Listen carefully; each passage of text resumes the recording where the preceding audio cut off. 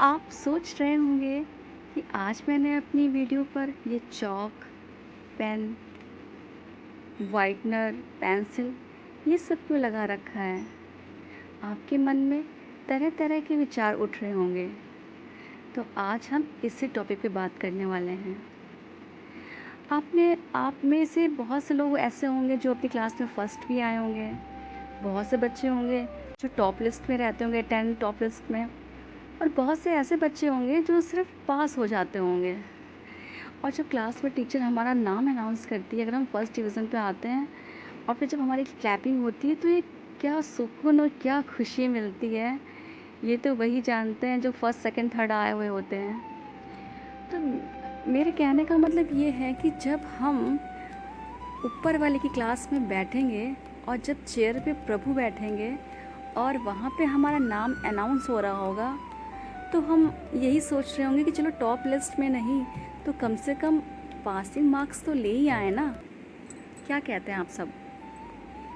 देखिए, मेरा सिर्फ यही मोटिव है कि हम लोग इतने अच्छे तो कम कर ही लेना कि कम से कम हमारे पासिंग वाले मार्क्स आ जाएं। अब रही बात ये पेंसिल, पेन और ये इरेज़र वाली बात, भगवान ने हमारे आसपास बहुत सी ऐसी चीज़ें बनाई हुई हैं जिनसे हमें सीख मिलती है। जैसे एक बच्चा ही होता है, जब वो छोटा होता है, बहुत छोटा होता है, चॉक से कहीं भी कुछ भी लिख देता है, तो उसको क्या है, उसको आप हाथ से भी ऐसे रब करेंगे तो वो मिट जाएगा। कपड़े से या डस्ट से पोंछ दिया, वो रब हो गया। फिर वो जब स्कूल जाने लगता है जहाँ पे रूल्स होते हैं, और तो वो पेंसिल से जब लिखता है तो उसको किससे इरेज करेगा? हाथ से तो वो रब नहीं होता है, उसको फिर इरेज़र यूज़ करनी पड़ती है। तो भी वो आसानी से सब कुछ मिट जाता है, कुछ भी लिखता है। और फिर जैसे ही वो 5th में या फिर बड़ी क्लासेस में आता है तो फिर पेन यूज़ करता है। तो फिर देखिए, कहने का मतलब ये है कि तब भी अगर हम इरेज़ करते हैं तो वो क्या होता है, स्पॉट रह जाते हैं। अब तो उस पर अगर वाइटनर भी लगाते हैं तो भी वो राइटिंग के बीच में जो वाइट वाइट वाइटनर दिखता है वो कैसा लगता है, और लगता है ना। तो ये प्रोसेस से हमें ये सीखना चाहिए, हमारी लाइफ भी वैसी ही होती है।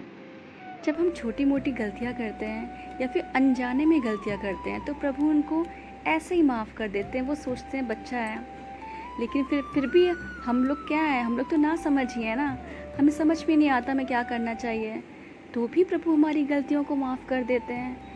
लेकिन जब हम जानबूझ कर किसी को परेशान करते हैं, ये जान करके कि ये कार्य करने से उसका दिल दुखेगा, ये जानते हुए कि बड़े बुजुर्गों के साथ हमें प्यार से रहना चाहिए, उनका सम्मान करना चाहिए, उन्हें परेशान नहीं करना चाहिए, तो भी हमें कोई फ़र्क नहीं पड़ता, हम उनके साथ गलत व्यवहार करते हैं या किसी दीन दुखी को सताते हैं या फिर अपने मतलब के लिए कोई कार्य करते हैं, ये जानते हुए कि ये सब गलत है, तो वो हमारे सारे कार्य जो होते हैं ना, वो वाइटनर की श्रेणी में आ जाते हैं। जिसको हम अगर लीपा पोती करके या फिर जो भी कहते हैं कि नहीं नहीं नहीं भगवान हमें माफ़ कर दीजिए, तो दाग तो रह ही जाते हैं ना। तो मेरे कहने का मतलब ये है कि हम सबको टॉप लिस्ट में आना है या पासिंग मार्क्स लाना है या फेल होना है, ये सब हमें ही पता है। विचार करिएगा। राधे राधे।